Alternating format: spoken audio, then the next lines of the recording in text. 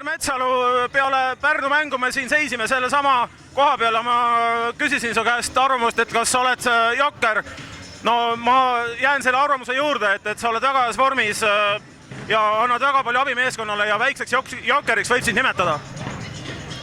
Ma ei oska öelda, no. Ma ütlen järjekordselt, et tore on, kui ma olen abiks meeskonnale. No ikka väga raskelt tuli see, et see teine veerandaeg oli päris raske vist kannatada. Hakkas juba see viskepidu pihta Tarvasel. Jah, aga me oleme heas füüsilises vormis, mängisime teisel poolel kõvasti kaitsest, mehed olid särtsu täis ja lõpptulemus on näha. No ütle, kas nüüd tuli kaitse pealt kolmandal veerandil see mäng meile ära? Ma ei oska öelda, kas nüüd kolmanda veera pealt, et ikka kõik 40 minutit pingutasime. Ja no kuid kaitse nüüd teisel poolel hoopis teisest puust ikkagi? Ei oska öelda, kas teisest puust, aga rohkem oli esimese poole niisugust rumalate palli kaotustada jäi see punkti vahe. No Rakveres nüüd ootab veel hullem lahing ees võõra saalis.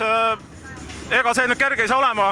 Milline on plaan, mis mõtted on midagi parandada veel?